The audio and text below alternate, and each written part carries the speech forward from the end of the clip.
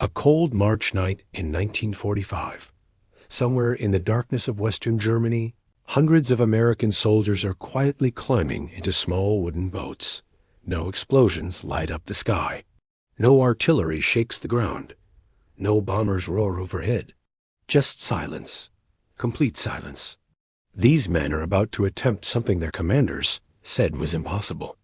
They are going to cross the Rhine River with nothing but paddles and courage. 200 miles to the north, the British Army has spent months preparing for the same crossing. They have gathered 1 million soldiers. They have lined up 4,000 big guns. They have scheduled 3,000 bomber planes to flatten everything in their path. And yet tonight, while all those preparations continue, a handful of Americans will beat them to it. This is the story of two generals who hated each other. Two military philosophies that clashed at the most critical moment of the war. And one silent night that changed everything we thought we knew about winning battles. Let us go back a few months. The year is early 1945, and the Allied armies have pushed the Germans back to their own territory. France is free. Belgium is liberated. But one massive obstacle remains. The Rhine. This river has protected Germany for centuries. It is wide. It is deep. The current is strong. And now Hitler has ordered every single bridge destroyed. Every crossing point is fortified with machine guns and artillery. The eastern bank has been turned into a fortress. Any army trying to cross will face a wall of bullets and shells. Everyone knows that whoever crosses this river first will be remembered forever. This is where the real race begins. On one side, we have Bernard Montgomery, the hero of Alamein, the man who defeated Rommel in the African desert.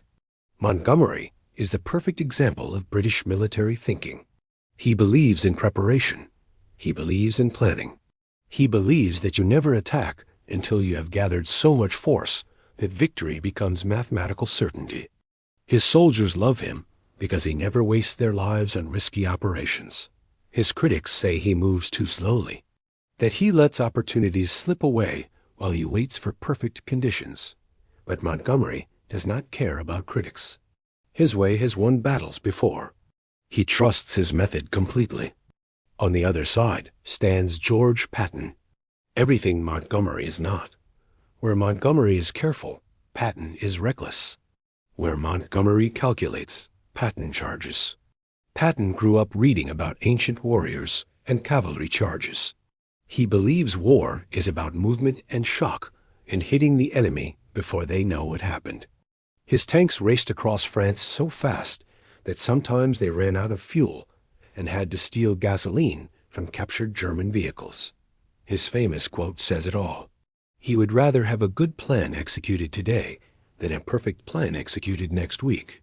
His soldiers worship him like a god.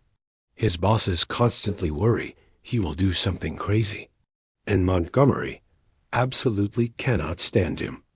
The feeling goes both ways. Patton thinks Montgomery is a boring old man who wastes time. Montgomery thinks Patton is a dangerous cowboy who risks lives for glory. They insult each other constantly. Patton mocks Montgomery's slowness. Montgomery dismisses Patton as unprofessional. But this rivalry is about to produce one of the most dramatic moments of the entire war. Montgomery gets the assignment to cross the Rhine. The British want this honor for themselves, and Eisenhower agrees. Montgomery begins planning immediately. But his idea of planning is something beyond normal. He does not want to just cross the river. He wants to create the largest river crossing operation in human history, bigger than anything ever attempted. He starts gathering forces in January.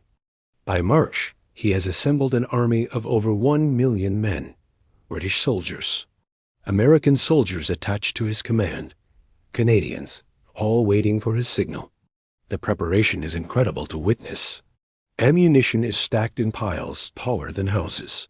Artillery pieces are lined up wheel to wheel for miles.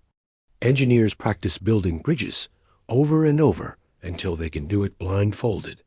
Paratroopers rehearse their drops dozens of times. Bomber crews study their targets until they know every building and every road. Montgomery wants nothing left to chance. He sets his attack date for March 24th. Everything will be ready by then. Everything will be perfect. But there is a problem with perfection. It takes time. And while Montgomery spends months preparing, the Germans can see exactly what is coming.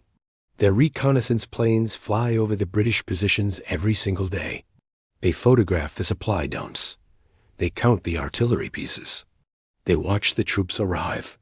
There is no secret about where Montgomery will attack. The Germans know the exact location. So they reinforce those positions with everything they have. They dig deeper trenches. They lay more mines. They bring in their best remaining units.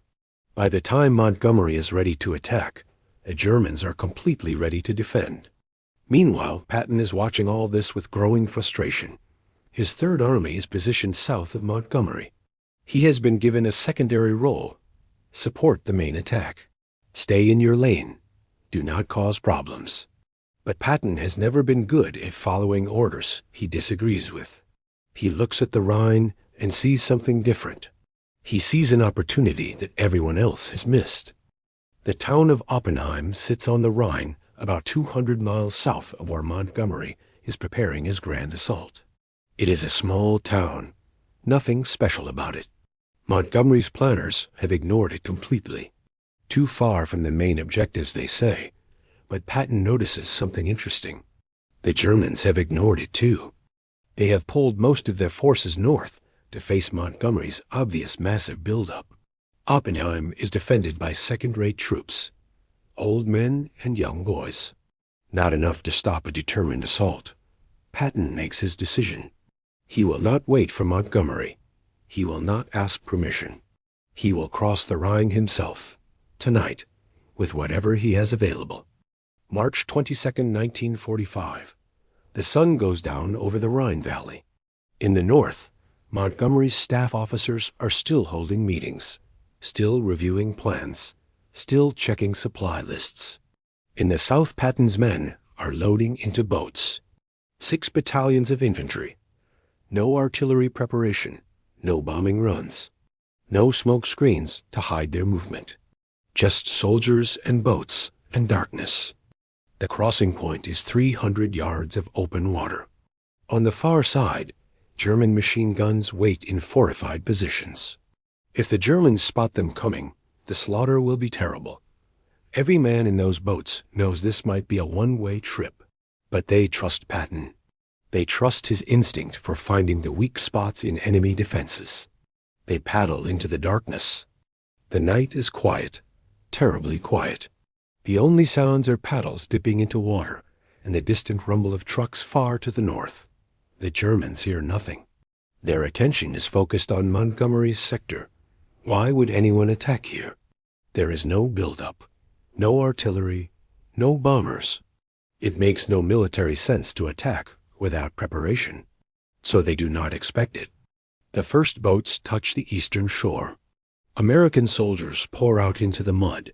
They do not wait to form up. They do not wait for orders. They charge straight at the German positions with bayonets fixed and grenades ready. The fighting is brutal but brief. The defenders are caught completely by surprise. Many surrender without firing a shot. They simply cannot believe that Americans have appeared out of nowhere in the middle of the night.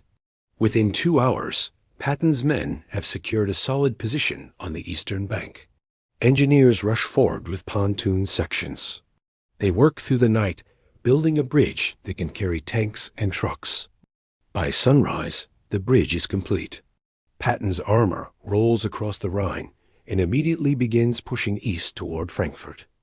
Patton himself walks to the middle of the bridge as his tanks rumble past. He stops, looks down at the water. Then he unzips his pants and urinates into the Rhine River.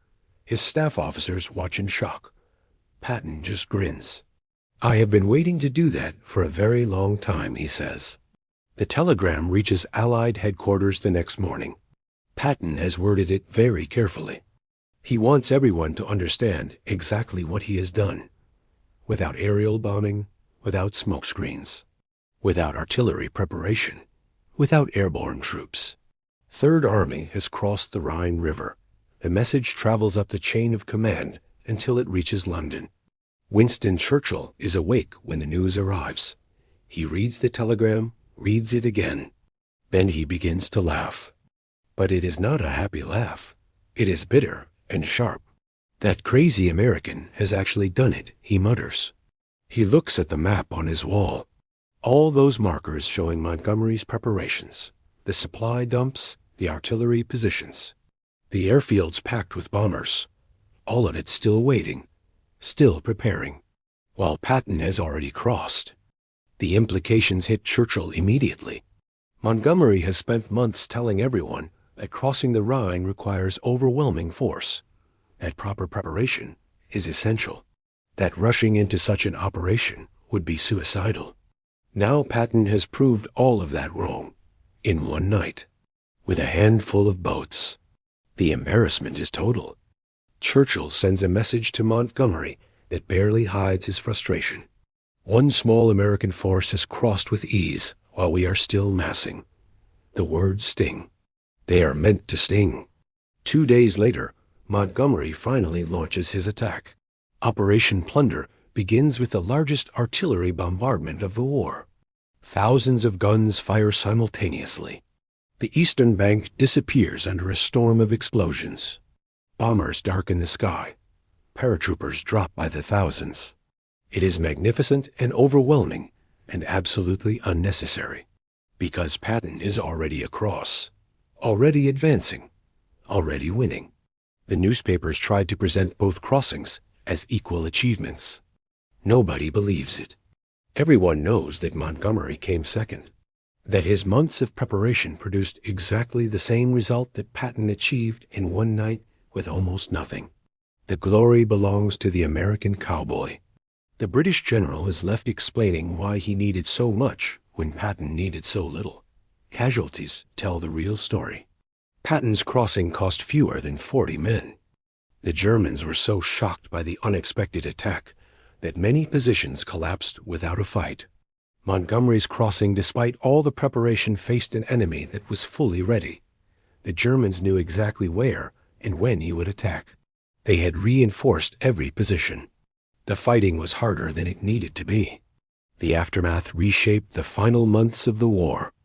Eisenhower began giving the most important missions to American generals who shared Patton's aggressive style. Montgomery was pushed to secondary objectives. His grand crossing became a footnote, while Patton's silent assault became legendary. What does this teach us about leadership and decision-making? Montgomery was not wrong to value preparation. His methods had won battles before, but he failed to understand that preparation has diminishing returns. After a certain point more, planning does not help. It just gives the enemy more time to prepare their own defenses. Patton understood something more fundamental. In war, timing often matters more than size. Surprise can be worth more than superiority. A bold move executed now beats a perfect move executed too late. Patton wrote about this in a letter to his wife after the crossing. He said that generals who wait for perfect conditions are the ones who get soldiers killed. War rewards the bold. The Rhine proved him right in the most dramatic way possible. Montgomery never admitted that Patton had outmaneuvered him. He did not need to admit it. Everyone who saw the dates on those telegrams understood what had happened. March 22nd for Patton, March 24th for Montgomery. 2 days difference. One crossed in silence. One crossed with thunder. The silent one finished first. Both generals helped win the war. Both deserve credit for their service. But only one of them changed how military leaders think about the balance between preparation and action. Only one proved that sometimes the best plan is the one executed before the enemy expects anything at all. That general was George Patton, and his quiet night on the Rhine accomplished what Montgomery's massive operation could not. It showed the world that audacity and speed can win battles that overwhelming force cannot.